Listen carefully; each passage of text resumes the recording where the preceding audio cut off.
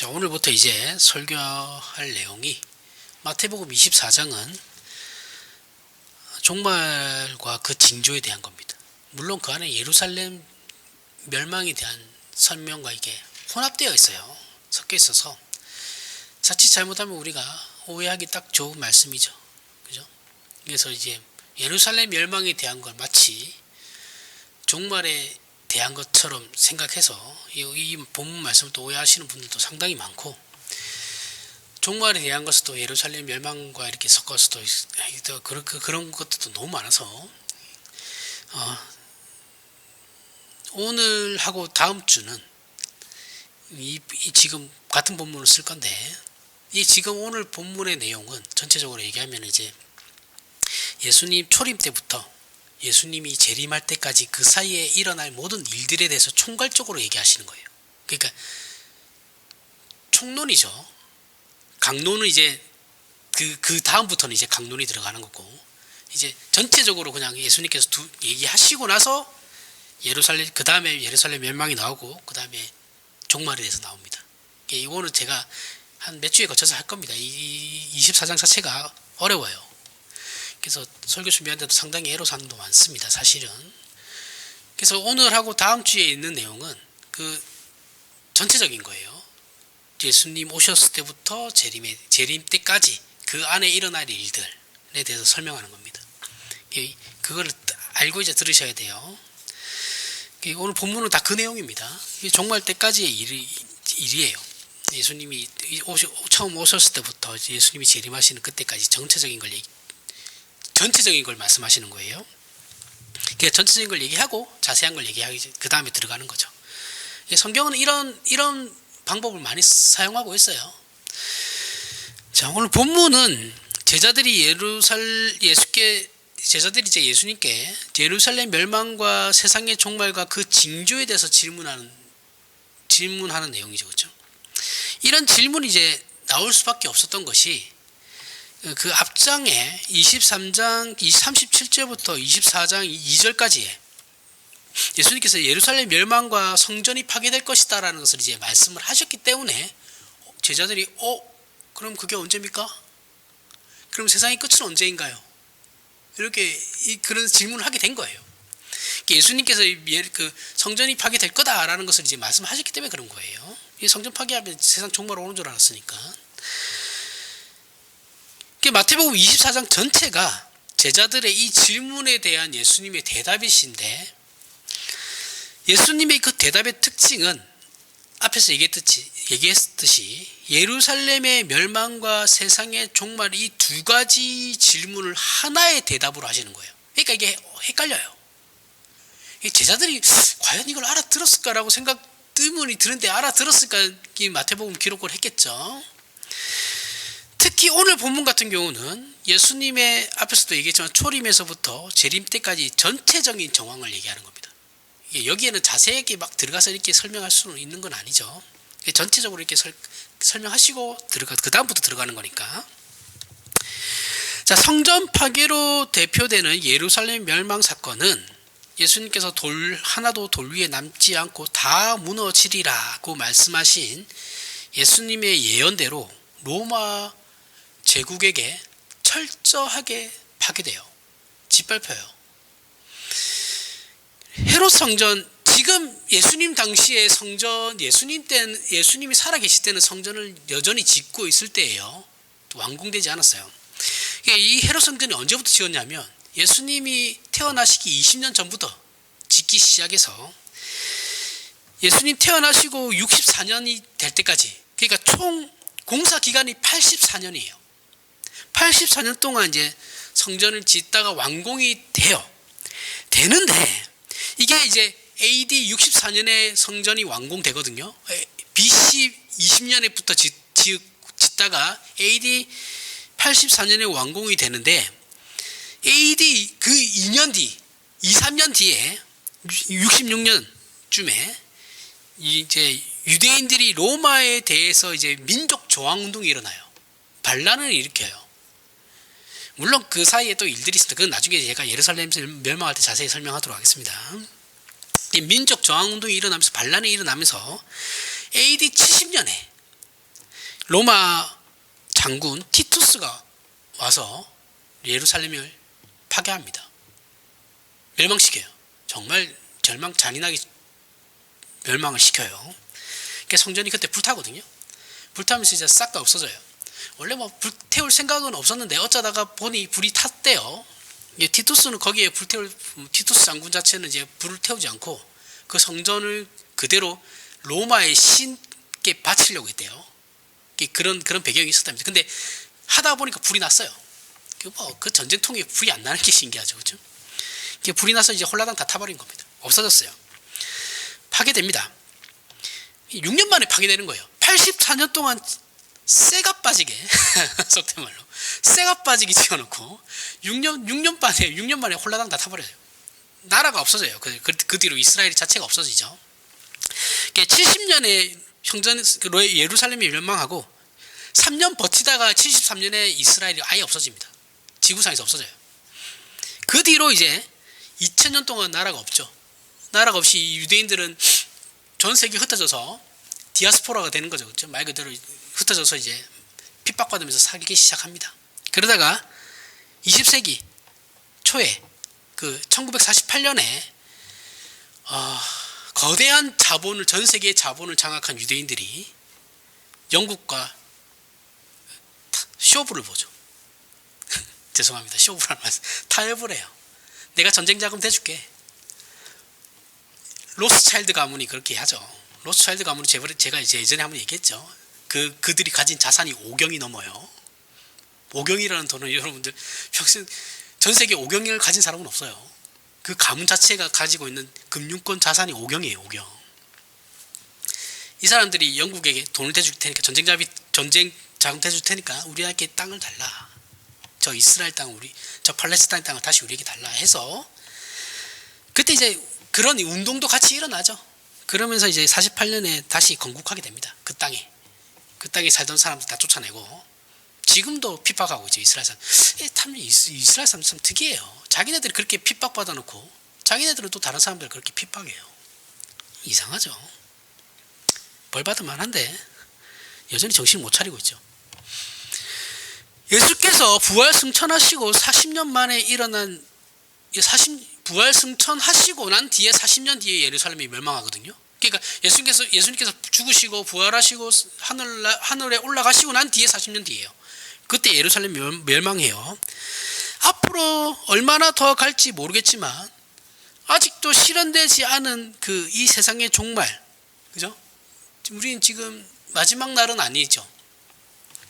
이 세상의 종말, 그 사이 지금 우리가 지금 2000년을 살아오고 있잖아요, 그렇죠? 지금이 예수님이 승천하시고 난 뒤 2000년 뒤니까 2000년 이상의 시간의 간격이 있음에도 불구하고 예수님께서는 이것을 하나의 답으로 묶으셨어요. 그러니까 우리는 이 문제를 정확하게 이해해야 신앙에 있어서 분별을 가질 수 있습니다. 이 종말론에 대해서 여러분들 정말 잘 아셔야 돼요. 잘못 알면 이상한 데로 빠져요. 진짜 위험합니다. 자, 예수께서 두 사건을 함께 묶어서 대답하신 이유가 있어요. 그러면 예루살렘 멸망하고 세상의 종말하고 무슨 상관이 있나? 이 두 사건이 이제 신학적으로 깊은 연관성이 있기 때문에 예수님께서 그렇게 하신 거죠. 첫 번째로 예루살렘의 멸망과 세상의 종말은 둘 다 예수 그리스도 사역의 절정이라는 거예요. 절정이라는 부분이 같다라는 거, 동일하다라는 것이고, 우리는 예수님의 사역을 이렇게 너무 십자가로만 국한시켜버려요. 예수님이 하신 이런 십자가의 죽으심, 우리 죄를 대속하심, 그거로만 딱 이렇게 국한시켜가지고, 예수님의 십자가로, 예수님은 그냥 십자가로 하나님이 구원받을 자들에 대해 구원을 했을 뿐, 그냥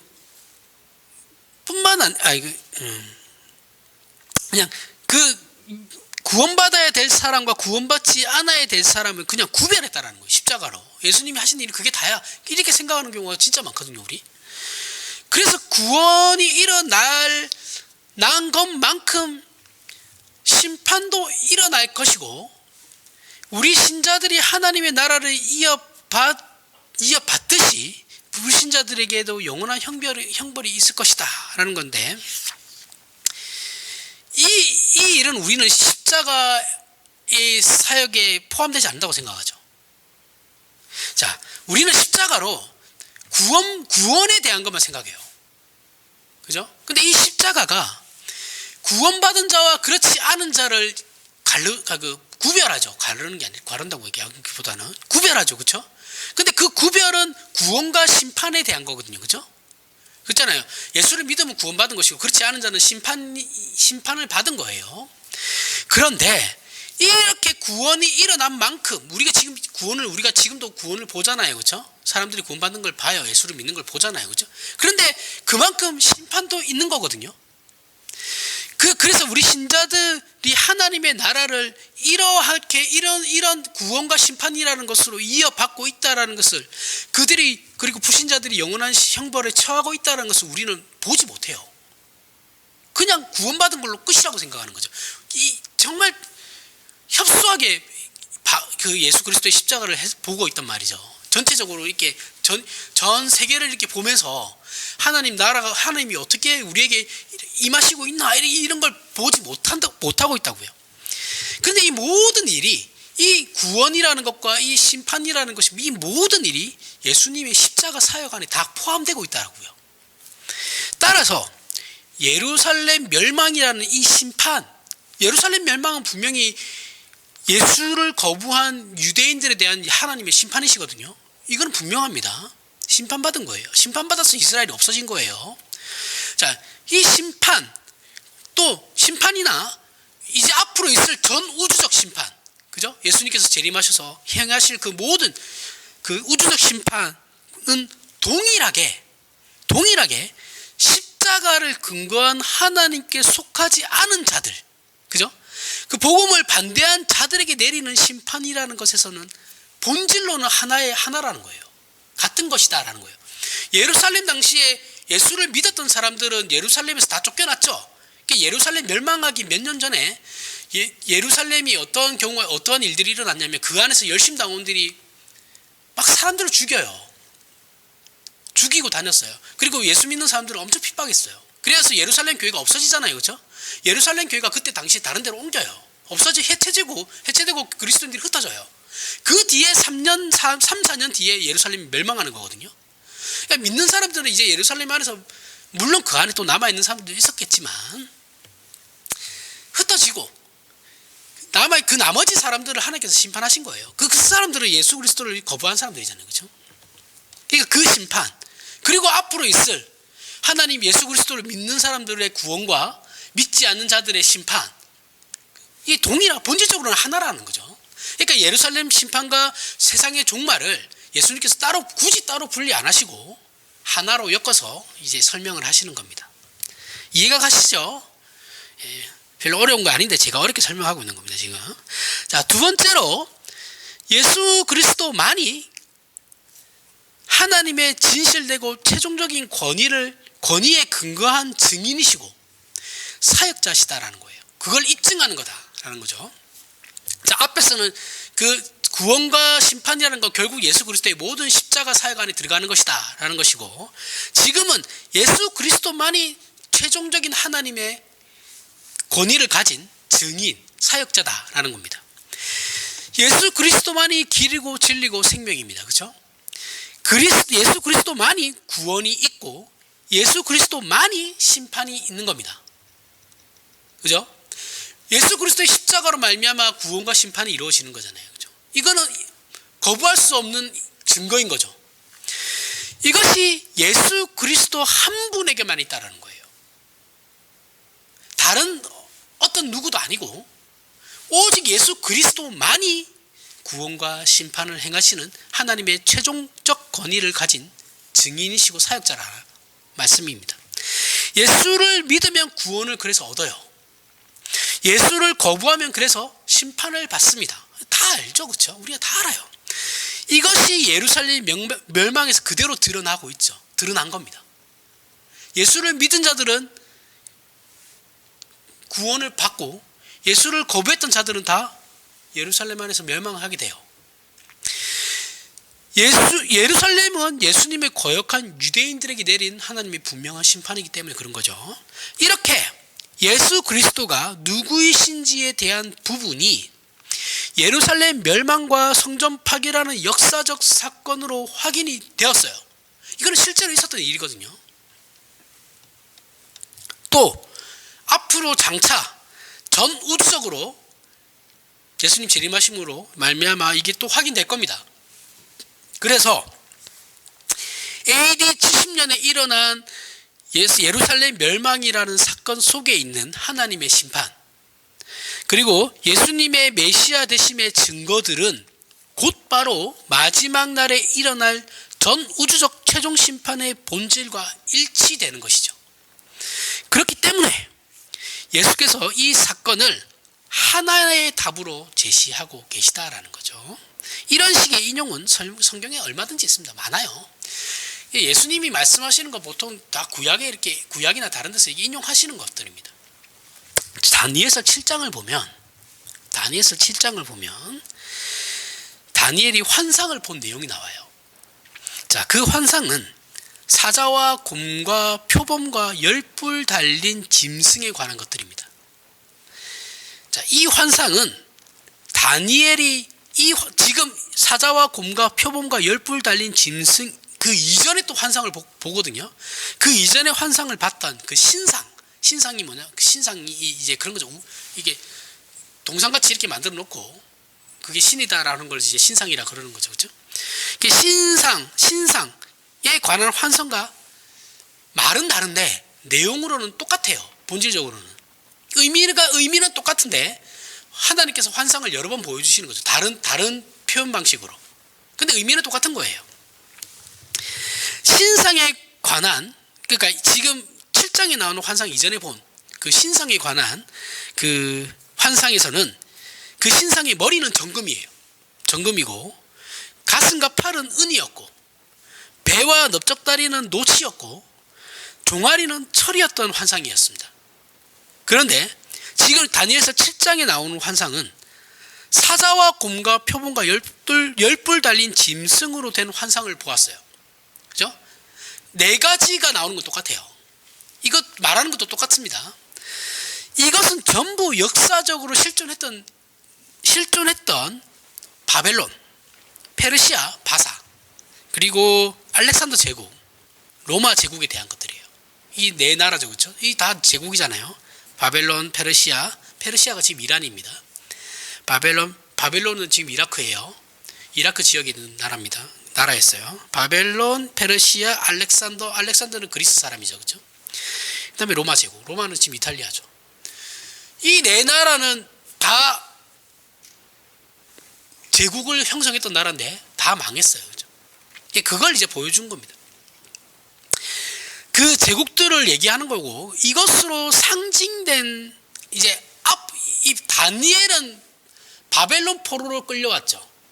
그죠? 유다가 망하면서 다니엘은 귀족이었거든요. 귀족 똑똑한 애들은 바벨론 애들이 다 데리고 갔어요. 그러니까 이 팔레스타인 땅에 남아있는 사람들은 진짜 천민들만 남겨놓고, 못 사는 애들만 남겨놓고, 뭐 돈 있고 똑똑하다는 엘리트들은 다 데리고 왔어요. 왕족이나 이런 애들 다 데리고 와가지고 지네들 나라에서 교육시켜가지고 이제 인재로 만들죠. 그 중에 한 사람이 다니엘이 있어요. 다니엘이 하나님께서 예언을 환상으로 보여주신 거죠. 바벨론 제국도 망할 것이고 그 뒤에 생길 바벨론은 페르시아에 망하거든요. 페르시아도 망할 거다. 누구한테 망해요? 페르시아는 알렉산더한테 망하거든요. 알렉산더도 이제 망할 거고, 근데 알렉산더 대왕이 죽으면서 밑에 4명의 장군이 그 제국을 나눠서 가져요. 그런데 이들도 결국 로마 제국한테 다 망하거든요. 제국들이라고 지네들이 최고라고 하는 애들은 다 망할 거다라는 것을 이제 보여준 겁니다. 이게 역사적으로 이렇게 진행될 거야라는 것을 하나님께서 다니엘에게 보여주신 거예요. 그 역사의 진행과 그 종막에 관해서 계시가 있었던 거죠. 다니엘에게. 다니엘서는 묵시문학이에요. 신상에 관한 환상에서, 그런데 이 신상에 관한 환상에서 뜨인 돌이 나와요. 뜨인 돌이 나와가지고 이 신상을 막 다 박살내는 거거든요. 그 신상을 무너뜨리고 그 다음에 그 다음에 본 환상이 이제 네 짐승이잖아요. 그죠? 사자, 곰, 표범, 열뿔 달린 그 짐승. 이 네 짐승들은 무엇이 나와서 다 무너뜨리냐면 인자 같으니, 이가 나옵니다.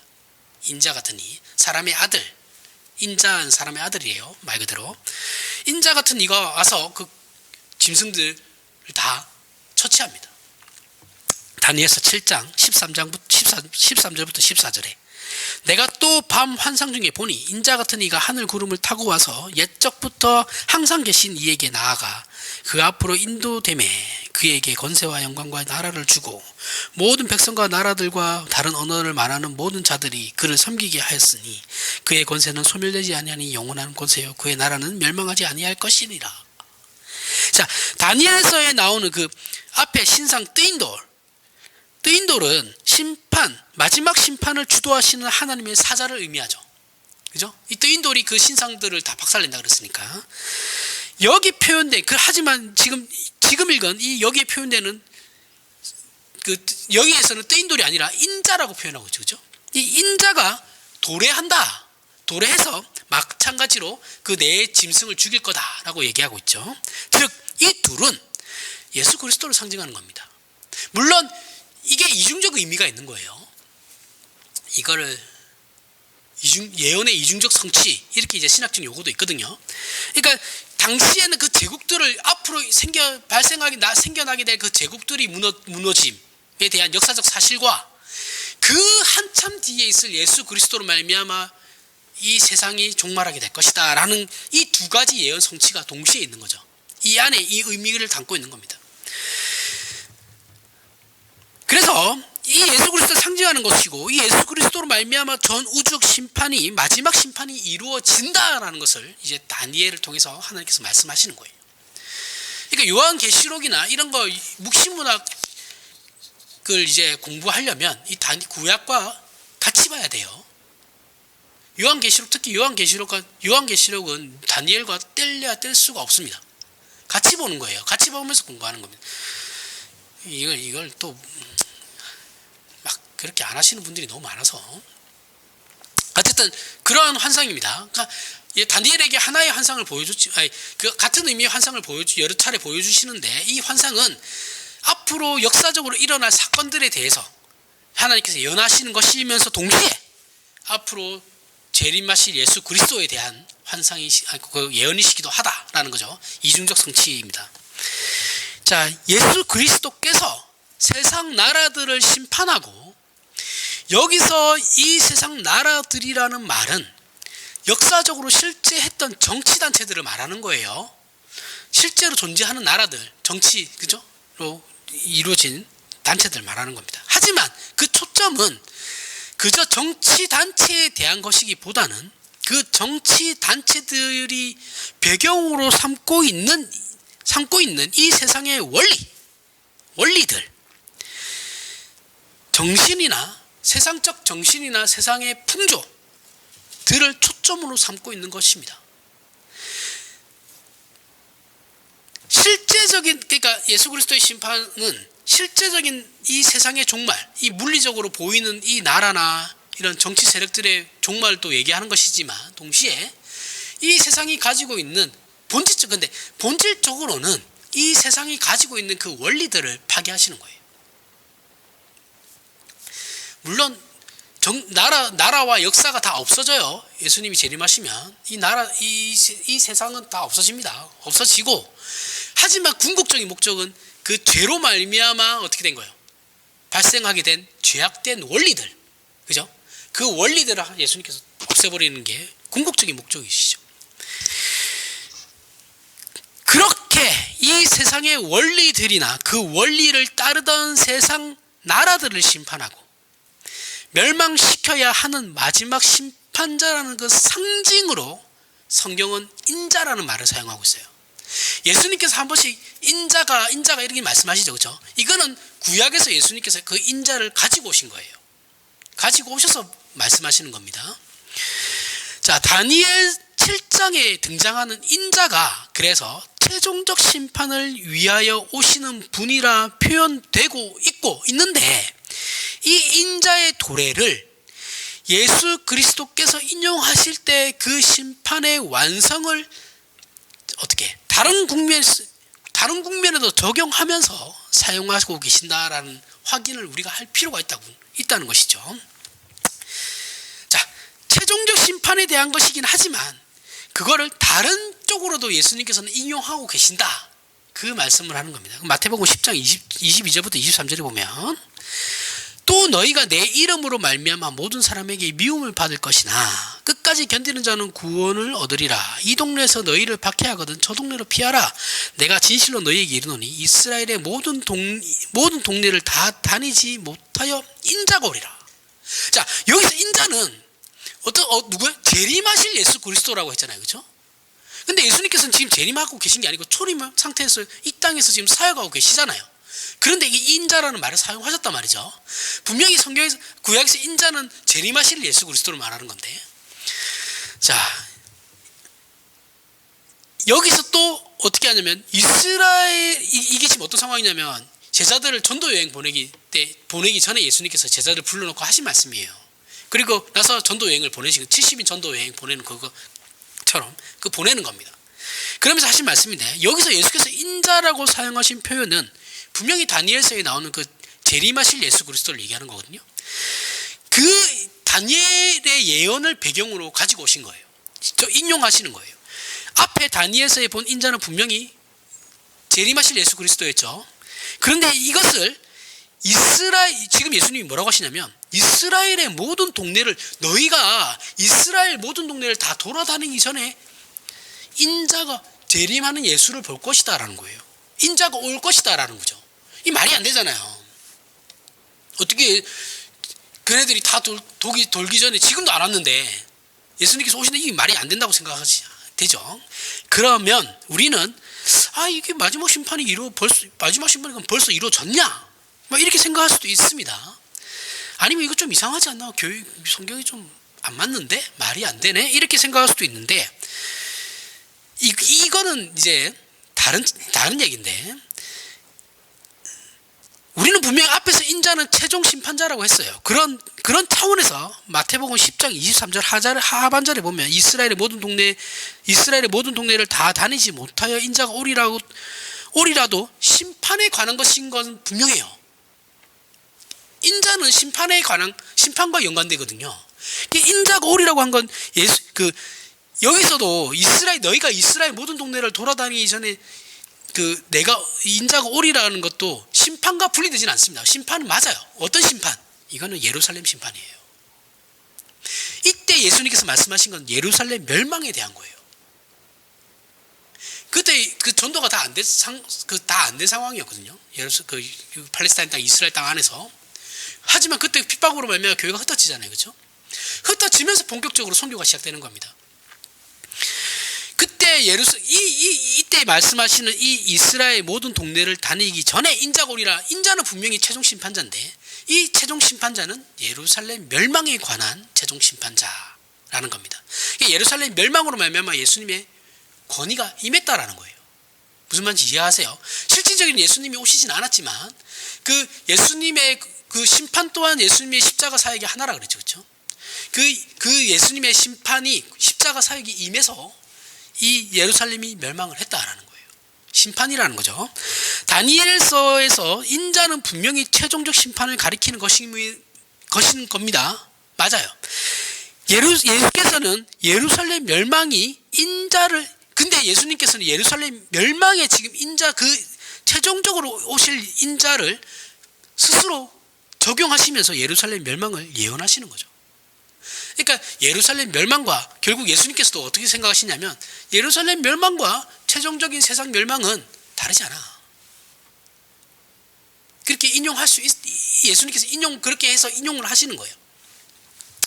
어렵죠? 제가 말을 못해서 그런 거예요. 설명이 어려운 겁니다. 이거 사실 별로 어려운 건 아니거든요.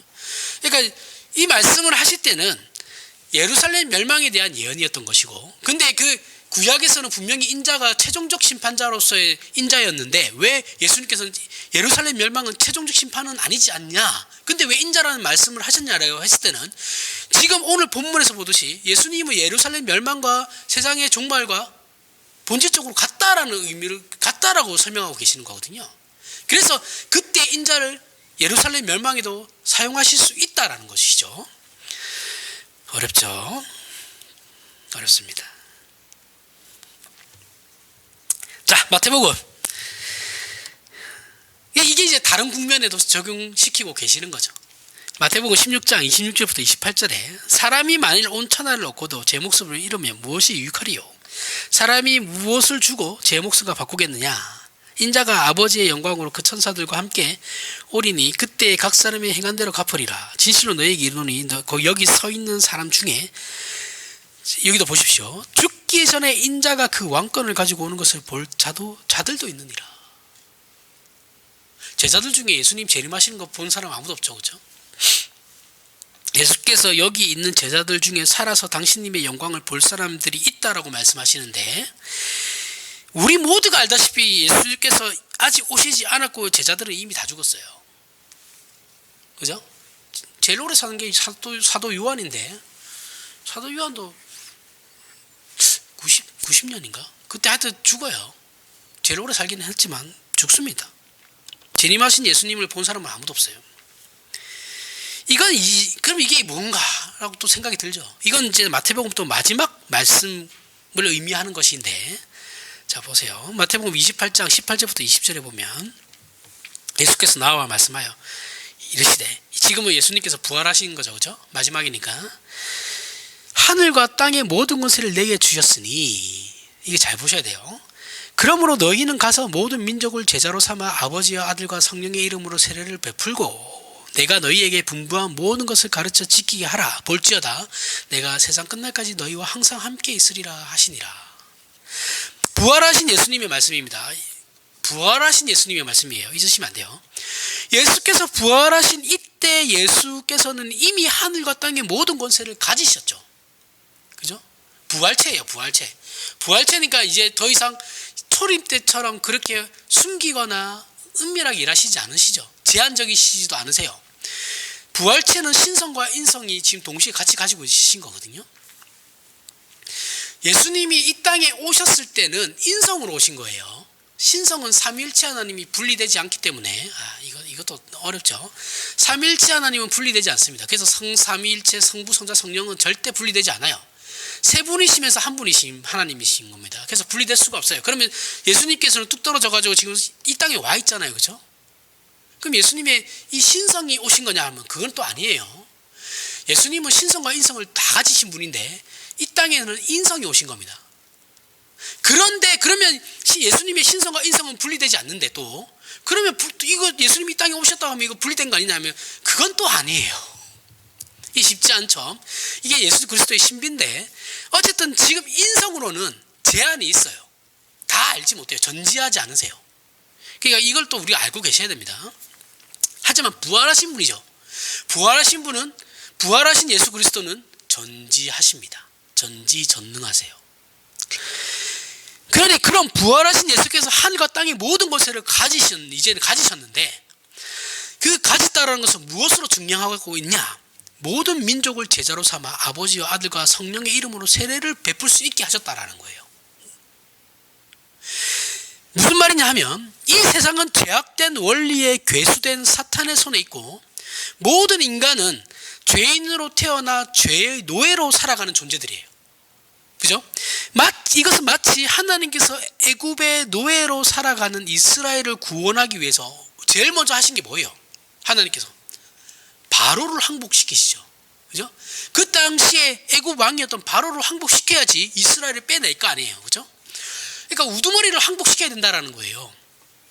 이게 복음이 한 죄인에게 적용이 되려면, 예수를 믿어 그가 신자가 되려면 그 개인의 결정보다는 어떻게 해요? 그를 붙잡고 있는 그 세력을, 그 주인을 해결을 해야 될 거 아니에요. 그죠? 그 주인을 쳐서 없애든지 뭐 어떻게 결박을 해놓든지 가둬놓든지 해야 될 거 아닙니까? 그죠? 이것을 예수께서 비유로 말씀하신 것이 뭐예요? 강도가 남의 집에 들어가서 물건을 훔치려면 그 집주인을 먼저 결박해야 된다, 말씀하신 적 있죠? 그 내용이에요. 그래서 부활하셔서 제자들 앞에 나타나신 예수님은 하늘과 땅의 모든 권세를 가지신 존재입니다. 우리를 결박하던 그 존재는 결박이 되었죠. 우리를 구속하고 있던 그 악의 세력은 결박된 상태죠. 예수님이 이기신 전쟁이거든요. 이미 이기셨어요. 그래서 모든 권세와 영광을 가지신 분이 죄와 사탄의 권세를 깨트린 존재로. 여러분, 부활했다라는 것은 무엇을 의미하냐면 죄의 삭슨 사망이죠. 그죠? 사망을 이겼다라는 거거든요. 사망의 그 저주를 예수님께서 그 결박을 푸셨다라는 거예요. 그 이겼다라는 그 세력을 이겼다라는 거거든요. 그 이긴 그 존재로서 지금 어떻게 하고 있다? 부활하신 분은 예수님은 제자들 앞에 그 존재로서 지금 서 있다라는 거예요. 부활하신 예수님을 맞이하고 있는 제자들은 하나님을, 진짜 자기네들이 얘기하는 그 하나님을 보고 있는 거예요. 이해가세요? 그 인성으로만 오셨던 그 예수님이 아닌 진짜 하나님을 보고 있는 거예요. 그러한 존재로 서 계신 겁니다. 우리는 보통, 물론 우리가 보통 이해하는 최후의 심판으로도 분명히 인용하고 계십니다. 마태복음 26장 63절부터 64절에 보면 26장 63절부터 64절입니다. 예수께서 침묵하시거늘 대제사장이 이르되 내가 너로 살아계신 하나님께 맹세하게 하노니 내가 하나님의 아들 그리스도인지 우리에게 말하라. 예수께서 이르시되 내가 말하였느니라. 그러나 내가 너희에게 이르노니 이후에 인자가 권능의 우편에 앉아 있는 것과 하늘 구름을 타고 오는 것을 너희가 보리라 하시니. 자, 이것은 예수님께서 최종 심판의 심판자로서 예수님의 영광된 모습을 말씀하시는 거예요. 최종 심판자로서 재림하시는 그 모습을 말씀하시는 겁니다. 우리가 앞에서 살펴본 바와 같이 예루살렘 멸망으로 이미 예수께서 심판자로 임하시고 또 온 터나 모든 영혼을 장악하고 있었던 죄악의 권세를 잡은 괴수를 물리치시고 하나님의 복음을 베풀고 부르시는 주인으로 그리고 최후의 심판자로 서신 이 여러 국면을 우리는 보게 됩니다.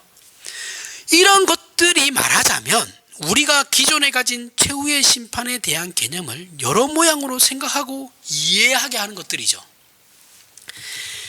우리가 가진 예수님에 대한 생각은 예수께서 이 땅에 오셔서 십자가의 죽으심으로 우리를 구원하시고 부활승천하셔서 지금은 하늘의 최후의 심판 때까지 우리를 그저 바라만 보고 계시는 분이다라고 우리는 생각을 해요.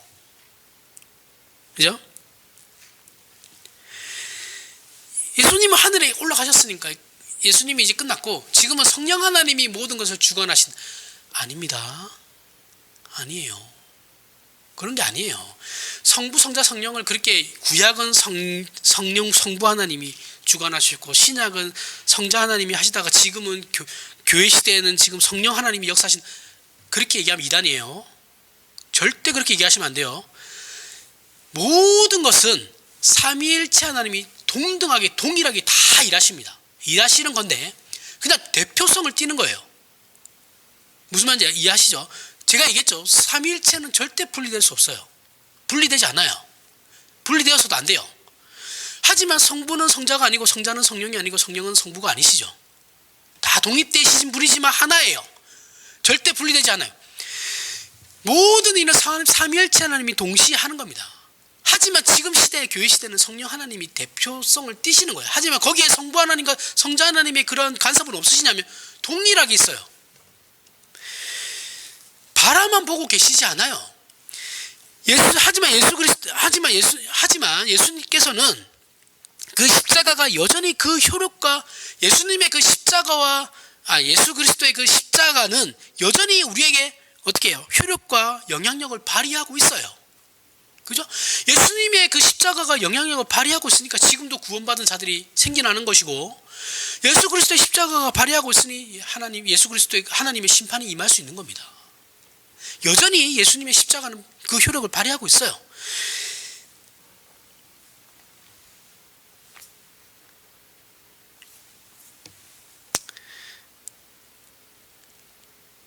마찬가지로 적 그리스도가 인격체이거나 적 그리스도라고 했을 때 우리는 그 그리스도가 꼭 사탄 이렇게 생각하는데 아니에요. 심판만을 얘기하는 게 아니에요. 몰라요. 정확하게 얘기하면 적그리스도가 어떤 존재인지 우리는 아무도 모릅니다. 아무도 모르고 인격체일 수도 있지만 특정한 어떤 세력일 수도 있어요. 그러한 세력으로 등장하면 우리는 적그리스도라 생각하고 그것이 세상적인 그 어떤 인격체로만 생각해서 우리는 우리가 살아가고 있는 이 세상에서 이 세상이 움직여지고 있는 이 원리, 정신, 사조, 풍조는 적그리스도라고 생각을 하지 않아요. 예를 들면 물질 만능주의예요. 지금 시대가. 그죠? 지금은 정신이 없는 시대거든요. 포스트 모더니즘의 시대이기 때문에 정신이 없어요. 내가 그냥 내가 주인이에요. 그러니 물질 만능주의로 갈 수밖에 없는데 이 물질 만능주의가 우리는 적그리스도라고 생각은 아무도 안 해요. 그죠? 신자들은 이거 적그리스도라고 생각 안 해요. 내 삶의 목적이 돈이야라고 얘기하는 것이 적그리스도라고 생각하는 사람은 아무도 없습니다. 그죠? 우리는 이단이 나타났을 때 저 적그리스도야 이렇게 얘기하지, 내가 생각하는 세상적 원리, 내가 따라가고 있는 그 세상적 원리가 적그리스도라고 생각하는 사람은 아무도 없어요. 이게 심각한 거예요. 이 교회가 가르치지도 않거든요. 배교예요. 마지막 최후의 심판이 일어나기 직전에 세 가지 일이 일어나는데 큰 배교가 일어날 것이고 큰 환란이 일어날 것이고 지금 적그리스도가 있지만 그때 최종적 적그리스도가 또 나타나요. 이걸 최종적 적그리스도랍니다. 우리는 지금도 적그리스도와 거짓 선자들이 있거든요. 근데 우리는 항상 그거를 하나의 어떤 사람으로 생각해요. 아니면 이념으로 생각해요. 공산당. 아니에요. 그것만 있는 게 아니에요.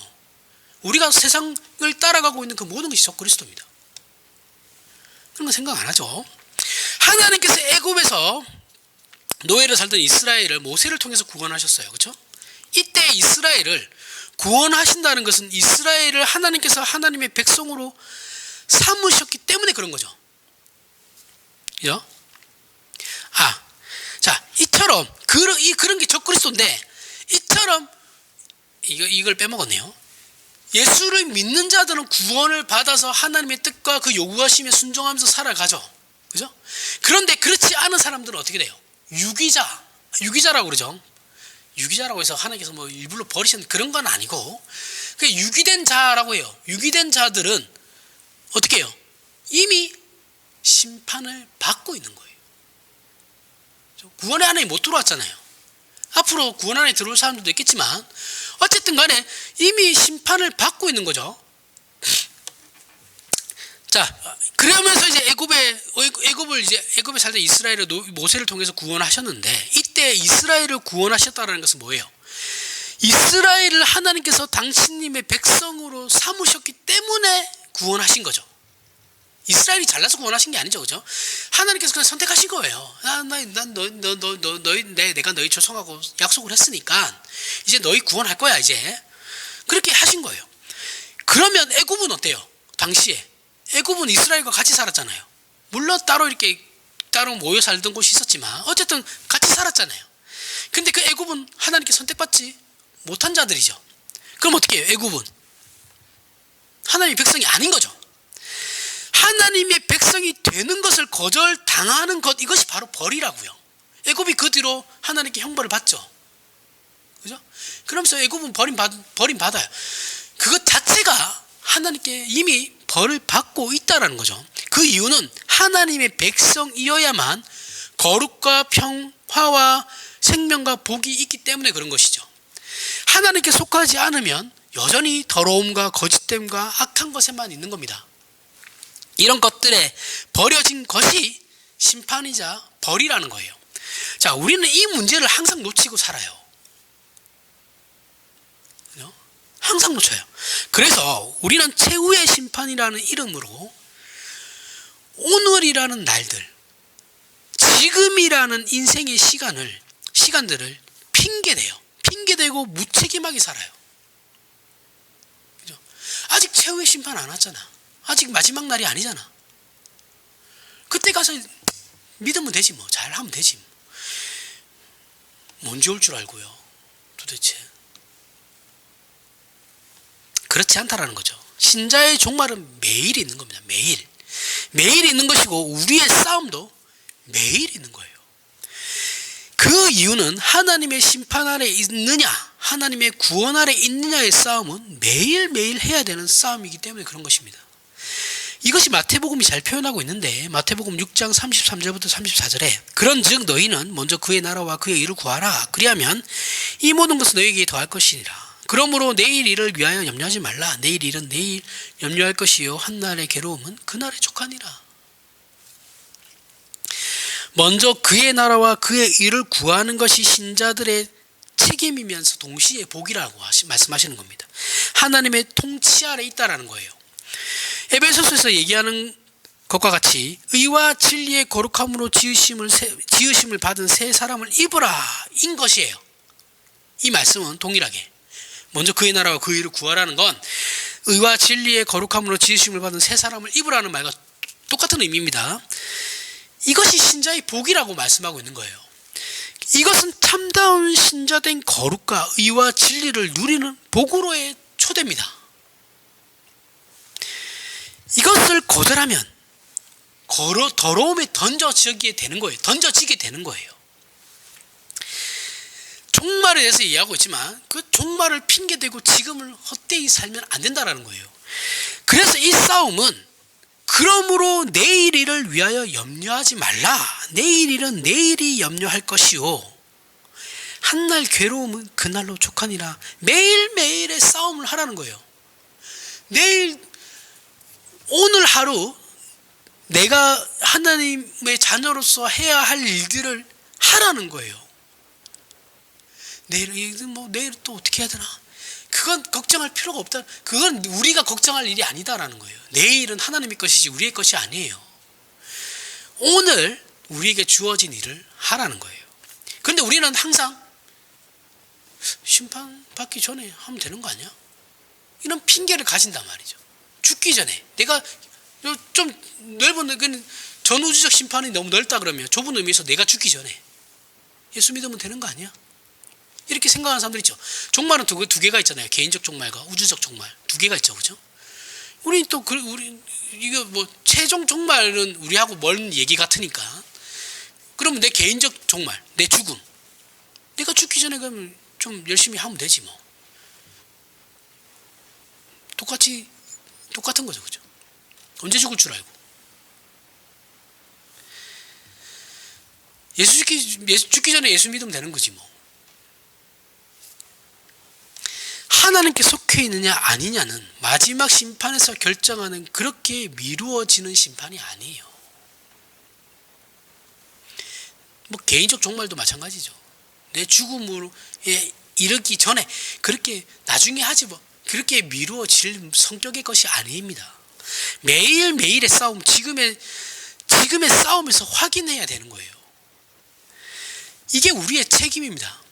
오늘 하루를, 지금을 하나님의 사람으로 사느냐 그렇지 않느냐의 싸움인 거예요. 이 부분을 우리는 최후의 심판이라는 그 종말이라는 표현으로 사실은 한참 뒤에 일어날 일로 미루고 오늘을 대충 살아간단 말이죠. 우리 신자의 현실은 기쁨과 희열이기보다는 갈등과 절망입니다. 그 이유는 우리는 아직 완성되지 않았고 신앙생활의 분별이나 열정이나 승리보다 실패가 더 많기 때문에 그런 거예요. 실패가 훨씬 많죠. 그래서 매일의 신앙생활을 추구하는 자만이 갈등과 그 절망을 아는 겁니다. 생각 없으면 갈등과 절망이 있을 리가 없죠. 생각을 해야지 내 안에 갈등이 생기는 것이고 절망이 생기는 거예요. 어줍잖게 신앙의 환희와 뜬구름 잡는 소리를 하는 사람들은 신자된 현실을 사는 것이 아니죠. 이런 사람들은 뭐예요? 꿈속, 망상에 사로잡혀서 오늘을 살지 않습니다. 맨날 비전 이러면서 다 나중에 지금 하라고 하는데 무슨 나중이에요. 지금 하라고요. 지금.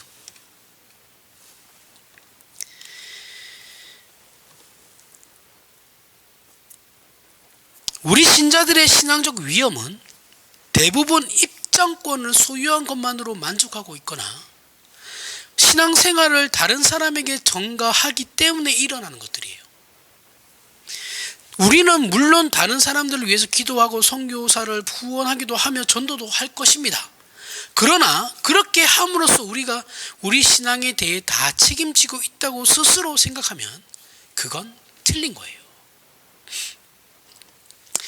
우리의 신앙생활은 무엇을 하는 것이 아니고 무엇이 되느냐의 싸움이에요. 내가 하나님의 일을 하는 것이 그건 일단 접어두고 네가 어떤 존재가 될 거냐, 그 싸움이라고요. 그 존재가 되면 일은 자연스럽게 하게 되는 겁니다. 하나님의 사람으로 사는 거예요. 그건 바로 죄로부터 분리이고 거룩함의 추구인 것입니다. 우리는 이 싸움을 놓쳐서는 안 돼요. 종교 행위나 행사를 한 것으로 신자의 진정한 의무와 책임을 대신할 수 없습니다. 이런 것들은 절대 우리의 신앙을 대신할 수 없어요. 이 싸움을 하게 되면 우리는 자랑할 것보다 절망할 것이 훨씬 더 많다라는 것을 금방 확인할 수 있어요. 내 자신을 내가 어떤 사람인가에 대해서 하나님 앞에서 확인하게 되면 우리는 대번에 그냥 절망하게 됩니다. 우리는 신앙의 기쁨이나 갈등이 무엇인지를 몰라요. 그 이유는 예수를 믿고 예수님 오시는 날 표만 내면 된다고 생각하기 때문에 그 외에 다른 무엇이 있다는 것을 알지를 못합니다. 알지도 못하고 이해하지도 못해요. 그래서 신앙생활이라는 것이 매일의 싸움이라는 것을 이해할 수가 없죠. 예수 그리스도의 십자가 사역이 이어지고 있다는 것도 몰라요. 지금도 여전히 그 십자가가 유효하게 우리에게 발동되고 있다는 것을 몰라요. 우리는 하나님의 구원에 참여하여 주어진 복과 승리를 스스로 거부하고 신자이면서 심판받는 그룹에서 매일매일 자신을 내던지는 삶을 살고 있습니다. 신자로 가면서 맨날 심판받는 그쪽에 우리 자신을 내던지고 있어요.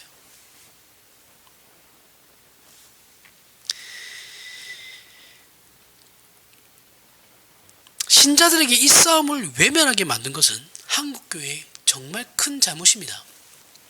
우리가 이 싸움을 하지 않으면 왜 저렇게 힘들게 신앙생활을 할까? 예수 믿는 것이 뭐가 그렇게 복잡해? 그냥 단순하게 믿으면 되는 거야. 야, 어떤 할머니는 바늘 잃어버렸는데 기도했더니 바로 바늘이 눈에 딱 보이더라더라. 예수 믿는 건 그런 거야. 있다고로 얘기하면 안 된다고요. 이건 예수 믿는 게 아니에요. 내가 이거 뭘 원했는데 기도하니까 되던데? 이거는 앉혀놓고 처음부터 다시 가르쳐야 돼요. 있는 사람들은 다. 네가 믿고 싶은 거를 믿는 게 기독교가 아니에요. 이해하시죠? 무슨 말인지. 성경이 가르치는 대로 믿는 게 기독교예요. 네가 믿고 싶은 대로, 당신이 믿고 싶은 대로 믿는 건 기독교가 아니라 그건 내가 복음이죠. 그게 이단이에요. 이단. 목사가 아무리 얘기해도 소용없죠. 그거는 목사님 생각이고요. 이러면 그 사람은 끝난 겁니다. 죄송한데 대화가 안 되잖아요. 더 이상 목사가 가르쳐봐야 뭐예요. 듣지도 않는데. 그러면 그냥 내버려 두는 거예요. 내버려 두면 정신 차리고 돌아오겠지. 내가 할 수 있는 게 없어요. 목사가 할 수 있는 건 더 이상 없습니다. 목사가 하는 게 가르치는 건데, 가르쳤는데 들을 생각을 안 하면 어떻게 했어요? 기다려야지. 그래, 네 마음대로 한번 살아봐라. 그러면서 기다리는 거죠, 목사는. 그럼 나이 들고 이제 힘 빠지고 이러면 교회 나오는 거죠, 다시. 신앙은 단순한 게 아닙니다. 복잡해요. 어렵습니다. 힘들어요. 그럼 신앙이 왜 이렇게까지 복잡하냐? 하나님께서 우리를 처음부터 그렇게 만드셔서 그런 거예요. 인간이라는 존재 자체가 복잡해요. 우리를 하나님의 형상적 존재로 지으셨고 로봇으로 안 만드셨잖아요. 그죠? 로봇으로 만든 것이 아니라 생각하고 자유롭게 행동할 수 있게끔 만드셨어요. 그 자유는 어디까지예요? 죄를 짓는 걸 허용하는 것까지 자유를 주신 거예요. 그렇게 하나님의 형상적 존재로 지으셨고 기독교 신앙의 내용이 하나님의 거룩하심으로의 초청이기 때문에 하나님께서는 우리를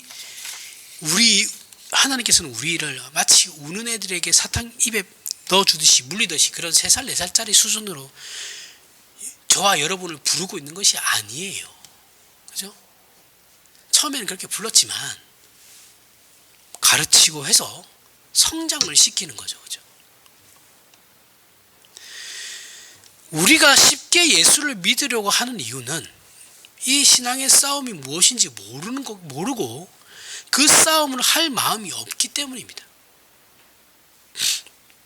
모르면 그나마 다행인데 알면서도 싸움을 할 마음이 없는 거예요.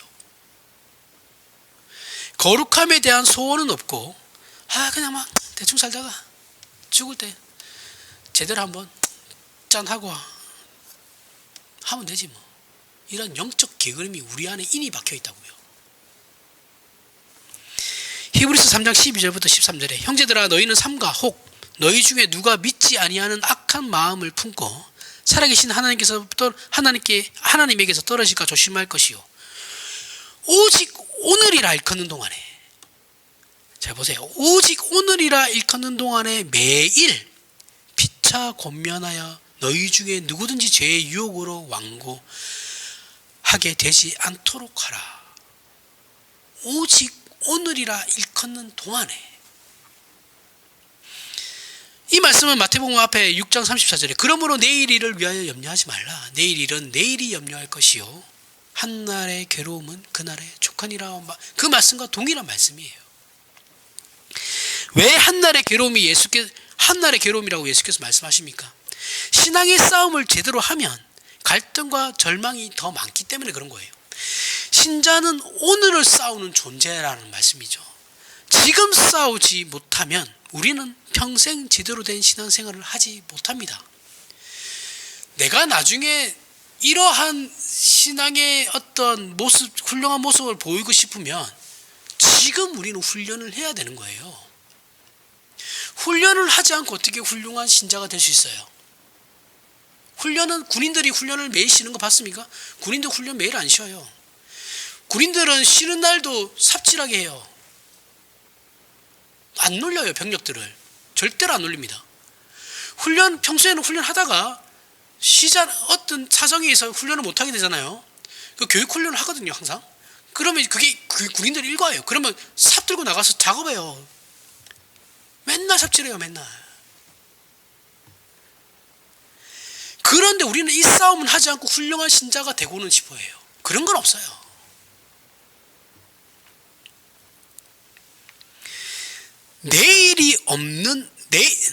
우리는 오늘을 사는 존재이고 내일은 끝없이 그저 내일일 뿐입니다. 우리의 것이 아니에요. 오늘 지금부터 저와 여러분이 이 싸움을 해야 되는 거예요. 저 최후의 심판이라는 이름으로 오늘을 살지 않고 있으면 때로는 내가 내 개인적인 종말이라는 그 죽음이라는 그 이름으로 지금 게으름을 피우고 있다면 이건 십자가를 욕되게 하는 겁니다. 욕되게 하는 것이고 우리가 고백하는 예수를 믿는다는 신앙 고백을 파괴하는 행위인 것입니다. 부디 이 말씀을 통해 우리의 신자된 책임과 거룩함으로의 승리가 매일 이어지는 확인이 저와 여러분에게 있길 바랍니다. 기도하겠습니다. 하나님 아버지, 은혜를 감사합니다. 하나님께서 우리 아버지 되시고 우리를 죄와 사망에서 구원하시며 의와 진리와 거룩으로 부르셨습니다. 그러니 죄악된 것에서 우리 자신을 포기하지 않게 하시며 다시는 우리 자신을 더러움에 내던지지 말게 하심으로 거룩한 신자로서의 인내와 충성과 싸움을 외면하지 않으므로 그 승리를 알게 하여 주시옵소서. 우리의 입술로 고백한 내용들이 우리의 생활과 신앙의 승리와 연결되게 하셔서 그리스도와 함께하는 우리의 매일이 되게 하시고 우리의 종말은 하나님 앞에 칭찬받는 종말이 되게 하여 주시옵소서. 예수님 이름으로 기도합니다. 아멘.